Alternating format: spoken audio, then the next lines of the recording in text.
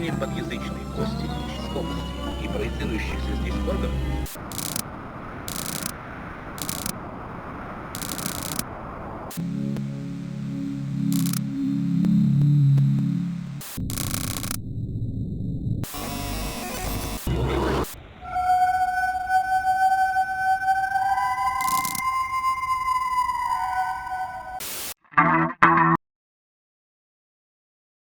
DOM RUSALOK, originally released in January of this year through indie developer Yakov Butuzov, is a game that, at its very core, essentially combines three things: Stephen King's It, the Dyatlov Pass incident, and also a shed load of Slavic and Russian folklore.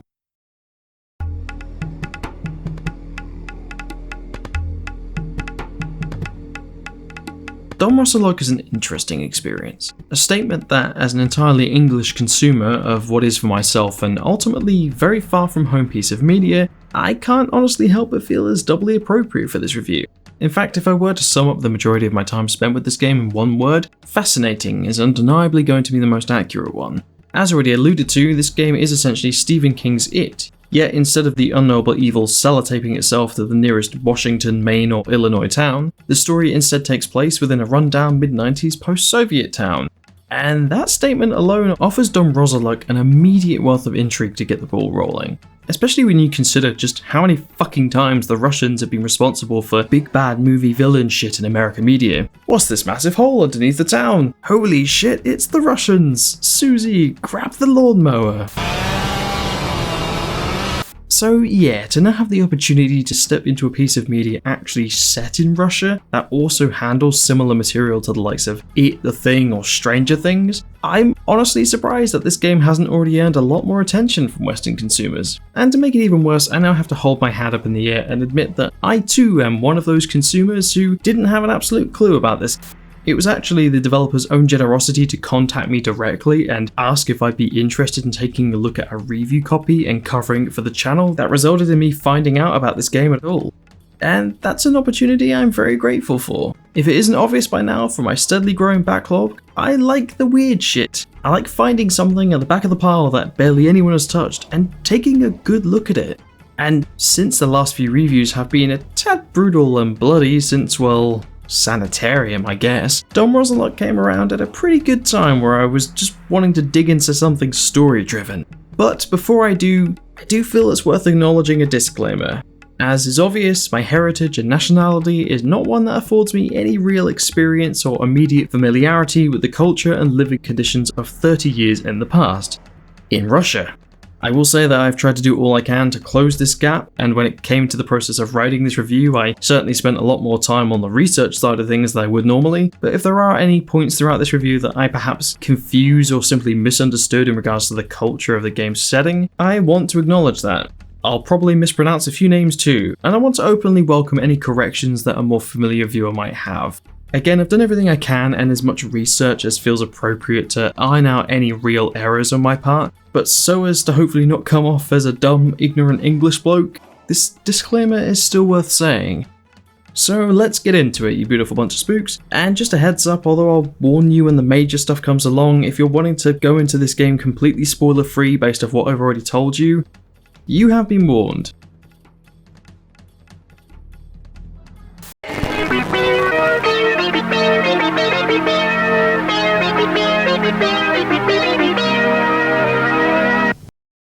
Мы все примеряли эту дату на себя, прикидывали, сначала в детстве, потом повзрослев, сколько нам будет в 2000 году. Россия должна войти в новое тысячелетие с новыми политиками, с новыми лицами, с новыми умными, сильными, энергичными людьми. Я сделал все, что мог.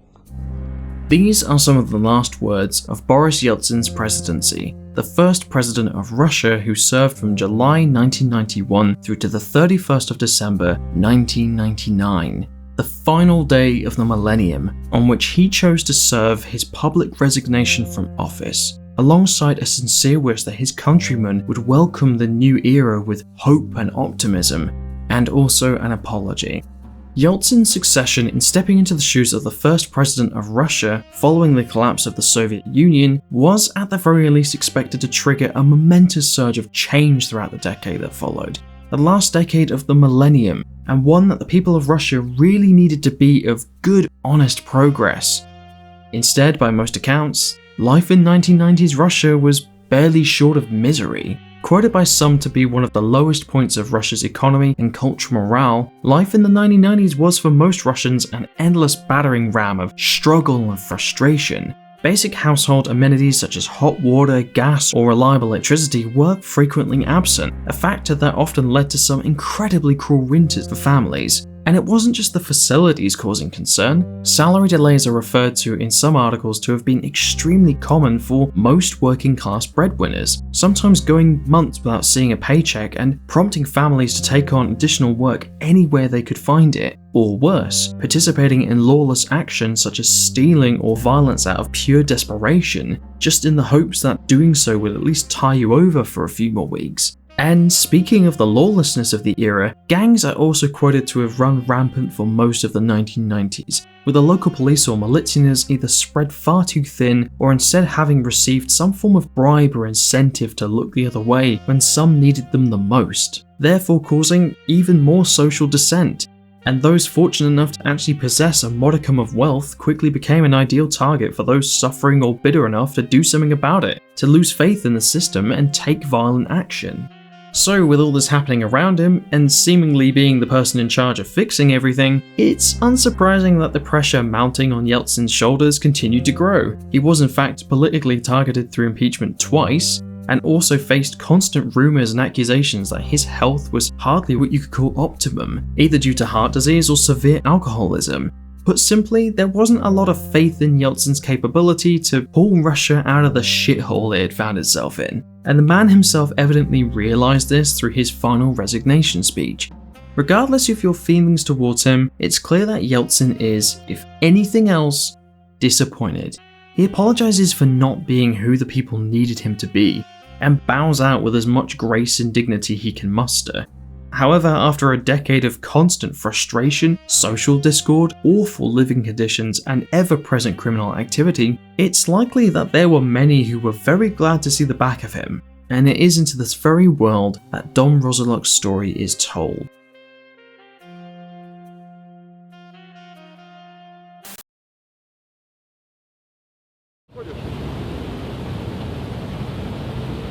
Хотела бы в школу ходить?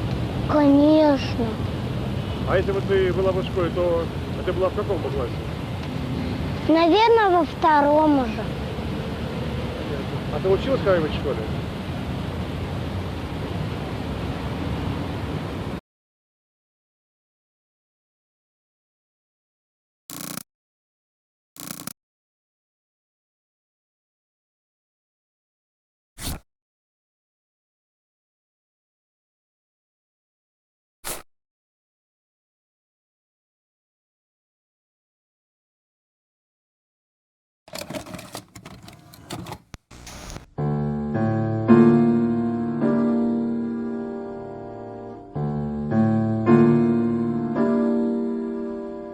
Now, at first glance, DOM RUSALOK's gameplay and presentation pretty much screams classic point-and-click adventure title, and for the most part this assumption is true. Although not what I would call ugly or unpleasant, visually the game certainly seems somewhat unremarkable. However, for the setting in which the story takes place, this is a relatively faithful decision. There are plenty of dull greens, greys and browns peppered throughout this game, a drab and unexceptional colour palette to match an equally drab setting, and the town architecture often appears to be in a constant state of disrepair, with rusted or peeling facilities also peppered throughout, yet mostly either being ancient or out of service. It's an environment that accurately mirrors a time that most will probably agree wasn't exactly pleasant. Hell, even when you do glimpse the countryside through a background visual that was most likely created through simply snapping a photo and then dropping the pixel quality down a notch to fit in with the rest of the game, it's still fairly grey and glum. And it is within this world that the game sets you loose to essentially perform the following. participate in discussions with a selection of other characters, explore the strange locations that pop up from time to time, and complete basic puzzles that get you from A to B. And at its very heart, when it comes to the gameplay of DOM RUSALOK, that's all you really need to know. It can't be denied how closely this game adheres to the tried and tested point-and-click adventure formula of pick up the seemingly random item and then set it on fire, now use this item as a key. Or, something similar to that. And to be honest, this is where I am going to get my first complaint out of the way real quick so we can then focus on the much better stuff. If you're heading into DOM RUSALOK expecting some Sanitarium or Broken Sword level adventure puzzles or dialogue trees, you're going to be disappointed. The puzzles, if you can even call them that, are for the most part very simplistic. You're not going to be scratching your head for too long identifying a key code when the key code is a mere 10 meters away from you in the other room, and that's pretty much the gist of it for most of DOM RUSALOK's raw gameplay. You collect random shit while not often knowing what to do with it, but you know it has a purpose because the game allowed you to collect it, and usually that purpose is 60 seconds around the corner, waving a big red flag, singing "Solve Me." 3 minus 4 is... To offer a really early example of what I'm referring to, one of the first items available to you is a switchblade, a family memento that means something to the character that you have only just begun to control. And on its own, this is fine. Self-defense in the mid-90s Russia, or hell, any country in the mid-90s, makes a lot of sense. But it becomes a problem when you attempt to use the knife to cut down a washing line, and instead of our hero protagonist eyeballing the player with a confused "why the fuck would I want to do that?", he instead comments that he can't do it yet because he's being watched. So why is this a problem? Well, unless our newly introduced protagonist is a kleptomaniac, we now know that at some point in the near future, we will have to come back, distract the nice lady, and steal her washing line. And that without any context is kind of weird. We've barely made it 2 feet out the front door, and the game is already revealing just that little too much too soon, at least in regards to the gameplay.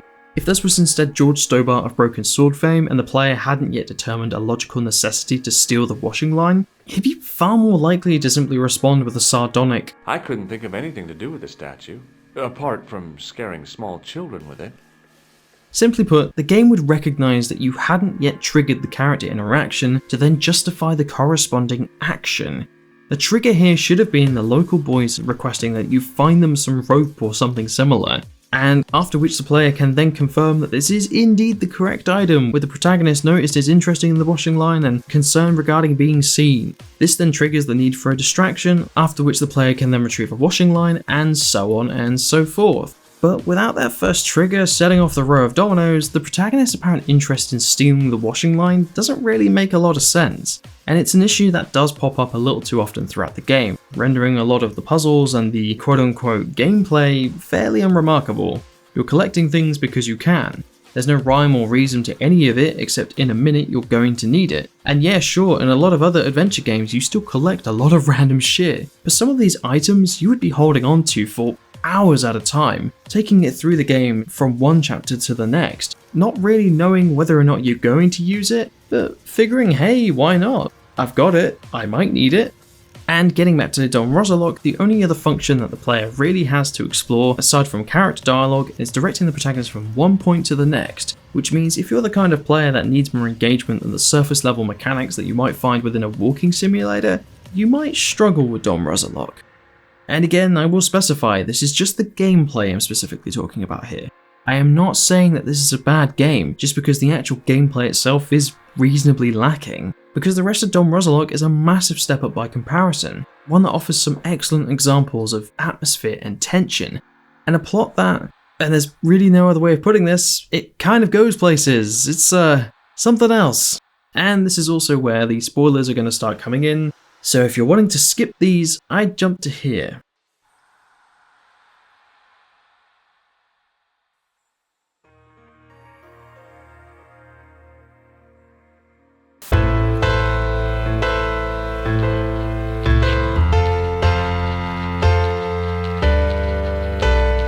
Set in the summer of 1996, DOM RUSALOK's opening scene reveals our main character, a preteen by the name of Xenia, lounging around while listening to music and attempting to ignore his grandmother's efforts to rouse him enough to actually get up and do something. And begrudgingly he eventually does, setting off to explore the surrounding suburban district, yet clearly a fish out of water while doing so. He explains to a neighbour that he has in fact only just moved in with his grandparents, now occupying the room in which his mother once had years before. Yet Xenia also seems to regard his new lodgings as nothing more than a temporary foothold, and comments that he's only staying for the summer. Now at first glance, and without context, this comment appears to indicate nothing more than the fact that Xenia expects to return home to his parents in time for the school year, and you would probably assume this were it not for a readable diary page in Xenia's room that explains that his mother is in fact dead, killed in an unexplained accident, after which he then moved in with his grandparents instead of returning to his father, because his father didn't want him there anymore. Nice! So as a result of these traumatic events, Xenia's perception of those who should be closest to him is simply that no one really wants him around anymore, feeling instead that he's always in the way or causing a burden, and as such his ambition to leave, which is also dictated in the diary, is very much understandable. That being said, he still motivates himself enough to wander the surrounding areas, meeting the various secondary characters along the way who eventually tie into the rest of the story. First up are longtime childhood friends Kesha and Leosha, who are busy constructing a halabada, a kind of ground-based treehouse hideout built using scrap and pretty much anything and everything they can find. Next up is Bida, a slightly superstitious loner type who asks Xenia for a smoke. And finally there's Dasha, who comes off as somewhat more mature compared to the two wannabe builders, who she also teases have been working on the halabada for some time now. Kesha, of course, responds diplomatically. I'd like you to remove your head from your ass! So moving on from the initial pleasantries, Dasha eventually suggests that the group should play hide and seek, and after some further playground banter and a game of rock paper scissors to decide who will be looking for the rest, Xenia loses and is left to wander the area in search of— wait. Why the fuck are we now in Silent Hill? Okay, hold up. I should probably rewind for just a second and talk about something. The dialogue of DOM RUSALOK's character interactions and overall delivery is actually pretty good. Bearing in mind that all of these characters sit within the 11 to 13 year old age range, most of the conversations between them feel natural and stay reasonably true to the characters within them, either through continuous teasing banter, or Kesha's obvious speech impediment, or Xenia's somewhat disconnected manner in which he deals with those he comes across. And to touch on that, sure, he's helped Leosha and Kesha with the halabada, offered Bida a smoke, blown up an abandoned TV with a homemade pipe bomb in order to distract the neighbours and steal a washing line. Yeah. And although he does seem to be making an effort to engage with the local wildlife, his slouched hands-in-pocket stature and previously established desire to leave town kind of points towards Xenia simply going through the motions here. Or at least this is the case until the game of hide and seek, after which DOM RUSALOK suddenly becomes an entirely more atmospheric experience. The fog's appearance seems to be connected with what Leosha refers to as the House of Mermaids, an abandoned building rumoured to be linked to an instance of kidnapping, and had also been used previously by bullies as a makeshift prison to play a cruel prank on a younger boy, who after finally escaping from the structure was remembered to be acting very strangely, and would go on to tell anyone who would listen that while he was trapped within the building he saw and talked to mermaids, until eventually he disappeared altogether when the family moved away, but the name stuck and the House of Mermaids was sealed shut. That is, until now. And yes, they decide to sneak inside and explore it because of course they do.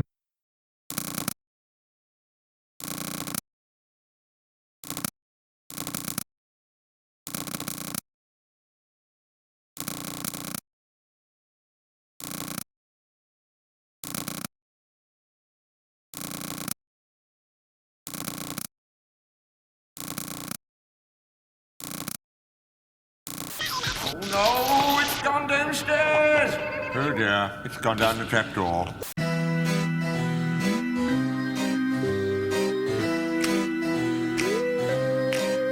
Now, I don't begrudge the group of 11 to 13 year olds deciding to go poking around inside a building that is both very likely structurally insecure and also contains some fairly unpleasant rumour association and memory. This is just what kids did, like it or not, especially before the age of endless electronic distractions. And naturally, their exploration results in stumbling down a hole, discovering some abandoned possessions in a hidden tunnel underneath the building, and encountering something. You don't actually know or see what it is, because as is the way when something ominous or dreadful appears and you're the average size of a pint-sized preteen, you get the fuck out of there. So this is the start of what DOM RUSALOK is all about. Throughout the game, each member of the gang will, in true Pennywise kicking off the pids. Throughout the game, each member of the gang will, in true Pennywise picking off the kids one by one fashion, encounter some form of weird or spooky situation. And it's throughout these moments that the game really hits it out of the park for tense, unnerving sequences. There are constant occasions of the characters finding abandoned medical or experimental military facilities, or filthy, disgusting hidden areas that house odd symbols or evidence of borderline cultish behaviour, and with every new sign that something very bad has clearly been going on, and still might be, the group don't really know what to do about it. They meet up to discuss it when something happens, or try to find each other when separated, which actually happens quite a lot and is a little bit overplayed if I'm honest. But when it comes to how they're actually going to deal with the problem, the long and short of it is that they can't. The ritual of Chud is not a thing here, nor is there a superpowered or mysteriously empowered member of the group here to fight off the either Lovecraftian or totalitarian secret police entity bearing down upon them. And in all honesty, it could be either. There are numerous indications throughout the game that what Xenia and company are facing is the result of a botched experiment or a virus that couldn't be contained, either through old reports explaining failing attempts to overcome it, or members of the group literally stumbling upon strange bloody organisms scattered throughout these areas, some of which still remaining under the lens of an abandoned microscope. And when the group do start poking around, it isn't long before Lyosha's use of a bizarre game cartridge found in one of the facilities results in him experiencing an implied KGB-level home invasion, or Kesh's encounter with a seemingly harmless old woman results in his imprisonment and eventual encounter with a monster, or when Xenia's attempt to enlist the assistance of an unhelpful militianer is cut short by a mysterious phone call and he is instead forced to escape when he realises they aren't going to help him. On the other hand, it could just as easily be a supernatural entity, or an independent creature causing the unpleasantries to occur. As already mentioned, there are plenty of instances where characters will just suddenly appear in different locations, unsure of how they got there or what has just happened to them. Marcia, a shy girl who Xenia meets in the town library, reappears in a later scene in what appears to be a combined state of battered injury and also brainwashed disconnect with Xenia, who she confesses in a scrap of her diary to actually find very cute. Elsewhere, Dasha stumbles upon a writhing sentient mass that proceeds to enact an implied horror upon her, and while reviewing a mysterious tape, Lyosha and Beta discover that the previously mentioned assumed kidnapping and forced transport to the House of Mermaids of a girl by the name of Karina had in fact been filmed by an unknown cameraman, and as such the two preteens bear witness to her falling prey to an unseen entity within the sewers. And touching on the House of Mermaids for just one moment, it's actually fairly heavily implied throughout DOM RUSALOK that at the very least part of what the kids are facing could in fact be linked to an old Slavic icon of folklore, the Rusalka, a creature that often appears to resemble mermaids, yet in terms of behaviour are more closely related to sirens. Rusalka are frequently mentioned as having been violent or malicious towards mankind, attacking those that might stray too closely to their water dwellings, a similar tactic that the sirens would employ after luring sailors through music and siren song. Something that is mentioned to be linked to the strange mass in an old facility notebook, and even appears to be an element of the entity that Lyosha and Beta encounter firsthand. And it would also make sense that the Rusalka are at least somewhat to blame for the weirdness happening throughout this game, considering that the name of it is DOM RUSALOK and it's pretty damn close. And as usual throughout stories like this, speaking to their parents or the police is an absolute dead end, either due to the adult struggles of the era interfering with their ability to focus on the kids' problems, or due to the aforementioned suspected corruption and disconnect between the militianers and those whom they have been charged to protect. If anything, this is one of the few examples of this kind of story where you can pretty much entirely forgive the whole absent adults or adults are useless trope. If your dad is the kind of guy who just got back from working 2 jobs back to back, clocking in at 80 to 100 hours every week, you can probably bet that an 11-year-old's tale of woe regarding monsters of the night really isn't going to fly. So, taking into account the shitstorm of odd situations and moments throughout the game that I've just thrown at you, I wouldn't be surprised if you're reeling a little bit from it all. And if this is the case, then it's accurate to how DOM RUSALOK can feel at times. And to touch on in-game spoilers, this isn't really something that DOM RUSALOK even tries to resolve, in all honesty. The ending of DOM RUSALOK is ambiguous at very best, and I'm not going to spoil it because to do so would then result in me trying to make complete sense of it all, and aside from some rough theories, there really isn't much making sense of it. It calls back to the argument whether or not DOM RUSALOK is an exclusively supernaturally charged experience, or a Stephen King-esque horror experience, be it again supernatural or a scientific experiment gone wrong, or a cautionary tale of the helplessness of innocence, stumbling across the malicious or shameful secrets of a governing body they are entirely at the mercy of. And there's also a theory floating around that this entire game is a figment of Zenny's imagination or a dream, and he just never leaves his bed at the start of the game, which I guess could be applicable, but this just feels far too lazy to me. Yeah, fine, Zenya's vision of a newly formed group of friends gradually being ripped apart by an unseen or unstoppable force certainly seems to lean on the sudden loss of his mother and abandonment of his father. I can understand the correlation, and if this was indeed the explanation of the plot, I'd accept it. The problem is, you could theoretically apply a similar it was all in their head twist to virtually any form of storytelling, and it's cheap. It doesn't immediately render a plot unique or innovative, and it's a storytelling crutch that has long since expired in originality. And when considering how damn fascinating so much of DOM RUSALOK's surrounding storytelling can be, it's not one I'd want thrown into the mix to spoil the fun. Ultimately, when all is said and done, DOM RUSALOK is an experience that entirely depends on what you make of it. If you're a Russian native witnessing an exercise in nostalgia and memory from a time that most would rather forget, this is understandably going to be what you're taking from it. If you're a Stephen King fan and you want to jump into It the video game, sure, go for it. There's something here for you and you'll probably have a good time.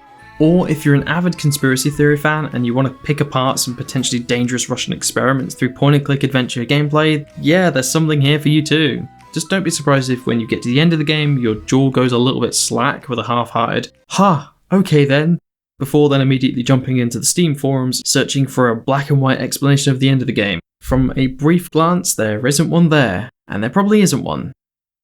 And I'm okay with that.